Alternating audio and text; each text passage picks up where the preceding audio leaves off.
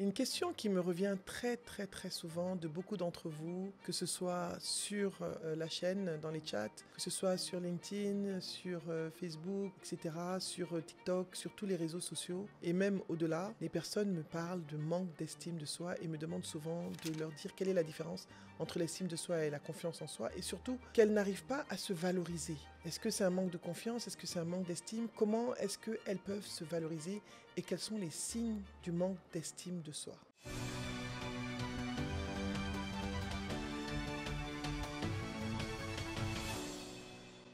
Bonjour, je suis Naboufal, vous êtes sur la chaîne Naboufal officielle, la chaîne de l'investissement sur soi, du développement professionnel et personnel, la chaîne qui va faire de vous des personnes inspirantes, impactantes, brillantes et charismatiques. Bien sûr, je suis Naboufal. N'oubliez pas de vous abonner, d'activer la cloche pour pouvoir bénéficier de nos contenus gratuits de formation, parce que c'est de la formation. Vous avez compris, nous allons parler aujourd'hui de l'estime de soi. D'abord, qu'est-ce que c'est que l'estime de soi? C'est quelque chose qu'on me demande souvent. L'estime de soi, c'est dire je suis valable, c'est connaître sa valeur, se valoriser par rapport à quelque chose, par rapport à une situation, se valoriser tout simplement par rapport à soi-même. La confiance en soi, c'est dire je suis capable, savoir qu'on a les capacités pour faire quelque chose. Donc, c'est très important de comprendre la différence entre l'estime de soi et la confiance en soi. La confiance en soi est l'un des piliers de l'estime de soi. Les piliers de l'estime de soi, il y a l'amour de soi, très important. L'estime de soi commence par le fait de s'aimer. Vous savez, des fois on se regarde et on se demande, est-ce que je m'aime? Quand je dis s'aimer, c'est s'aimer soi-même tel que nous sommes, sans phare, sans titre, sans son CV, sans sa beauté, sans son apparence physique. Est-ce que l'on s'aime profondément? L'estime de soi, c'est d'abord l'amour de soi. C'est aussi la confiance en soi. Est-ce que je me sens capable d'eux? Donc la confiance en soi, l'amour de soi sont des piliers de l'estime de soi. C'est vraiment important parce qu'on se regarde souvent et on se rend compte qu'il y a des signes dans nos personnalités qui font qu'on ne montre pas, on n'a pas d'estime de nous-mêmes. Alors, quels sont les signes du manque d'estime de soi? Je vais vous les partager. Le premier signe, c'est déjà se dévaloriser en permanence. Beaucoup de personnes, à chaque fois, c'est « Oh non, je ne vaux pas, je ne suis pas capable, je n'ai pas la valeur, je ne vaux rien ». Arrêtez de vous dévaloriser. Quand vous vous dévalorisez, c'est un signe du manque d'estime de soi. Le deuxième signe du manque d'estime de soi, c'est lorsque vous vous comparez toujours aux autres. C'est toujours en train de prendre les autres comme échelle de comparaison, de façon très toxique et négative vis-à-vis de vous-même. Le troisième signe du manque d'estime de soi, c'est toujours ne pas accepter les compliments. On vous fait un compliment, tout de suite vous le rejetez. Vous dites non, ça peut pas, mais non, c'est pas moi, mais non, ah bon, je suis vraiment jolie, ah bon, oui, non, mais acceptez les compliments. C'est un vrai manque d'estime de soi. Le perfectionnisme, et je le dis souvent, est un manque d'estime de soi. Je sais qu'il y a beaucoup de personnes qui, à chaque fois que je parle du perfectionnisme, se sentent indexés et se disent mais non, mais je suis perfectionniste, donc ça veut dire que je veux ce qu'il y a de meilleur. Non, le perfectionnisme, c'est parce que vous êtes toujours en train de vous projeter par rapport à une image surréaliste qui n'est pas possible d'atteindre. Vous devez rester dans le réalisme. Moi, ça m'est arrivé lorsque j'étais plus jeune, j'étais très perfectionniste. Parce que, et je n'osais pas, je me disais, est-ce que j'ai vraiment cette valeur-là? Est-ce que je vaux vraiment ça? Je me comparais aussi à certaines personnes en me disant, non, voilà, pas de la comparaison positive. L'inspiration est différente de la comparaison. Quand vous commencez à vous comparer avec vos amis et que ça devient négatif et toxique, vous avez un problème. Alors, d'où vient le manque d'estime de soi? C'est très important qu'on en parle. Je le dis souvent, ça vient de l'enfance d'abord.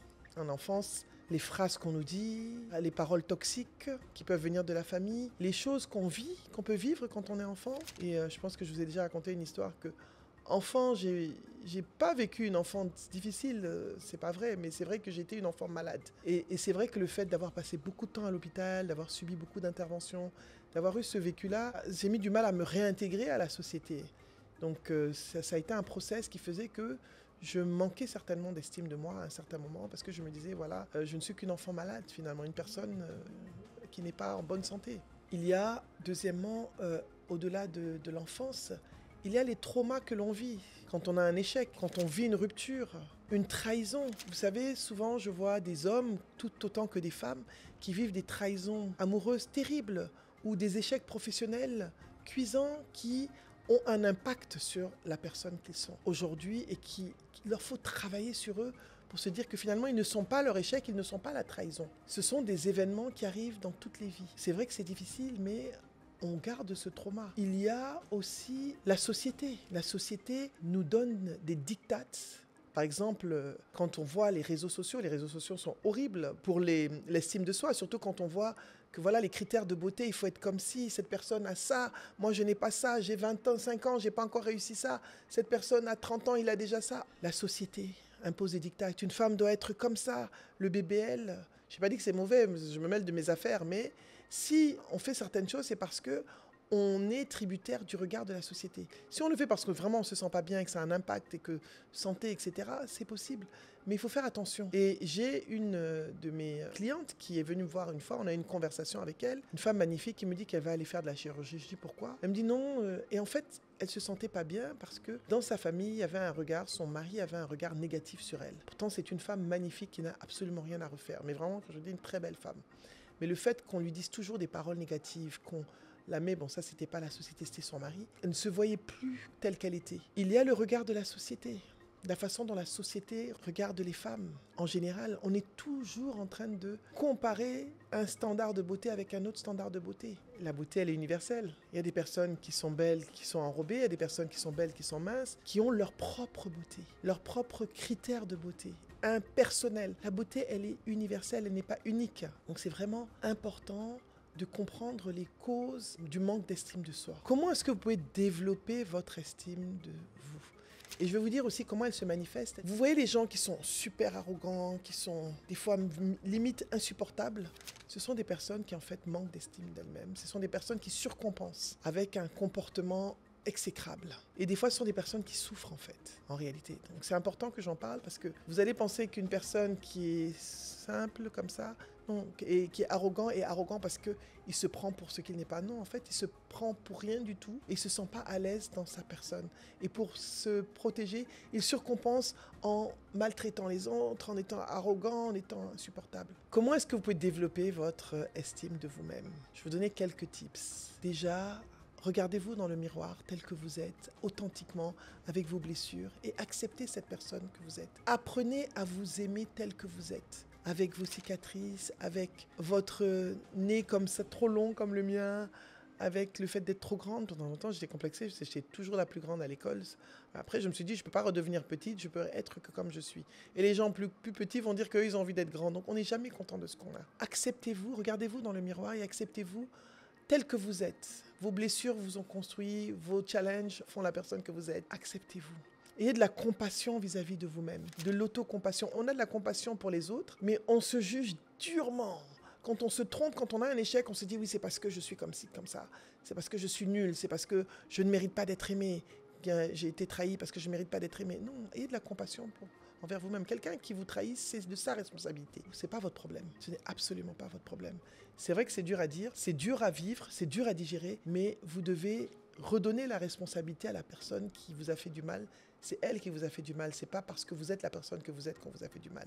C'est parce que c'est une personne tout simplement qui n'est pas gentille et qui fait du mal. Autre chose pour développer votre estime de vous, changez le dialogue que vous vous dites intérieurement. Arrêtez de vous parler négativement. Les mots que vous vous dites, si vous regardez et vous dites « je suis moche », je ne suis pas bien, je ne suis pas quelqu'un de bien, regardez-vous et parlez-vous positivement. C'est ce que vous dites de vous qui compte. Ce n'est pas ce que les autres disent de vous. C'est ce que vous pensez de vous qui est important. Parce que ça va vous permettre de transmettre cette énergie positive, cette croyance en vous, cette foi en vous, vous allez la diffuser, ça va être une énergie que vous allez transmettre autour de vous. Donc, changez votre dialogue intérieur. Soyez avec des personnes bienveillantes. Vous savez, l'entourage joue énormément.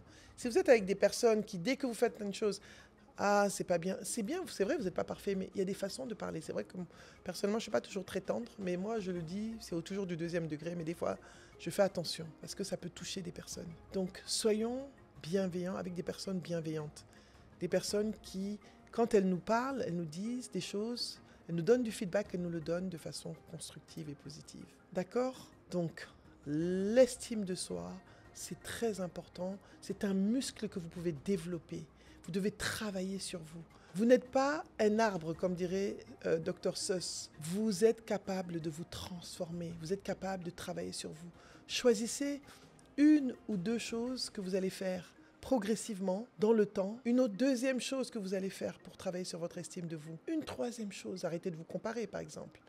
Commencez à accepter les compliments. Et vous allez voir, progressivement, vous allez sentir une différence en vous. Voilà, donc si vous venez d'arriver, je suis Nabou Fall, vous êtes sur la chaîne Nabou Fall officielle, la chaîne de l'investissement sur soi, du développement professionnel et personnel, la chaîne qui va faire de vous des personnes inspirantes, impactantes, brillantes et charismatiques.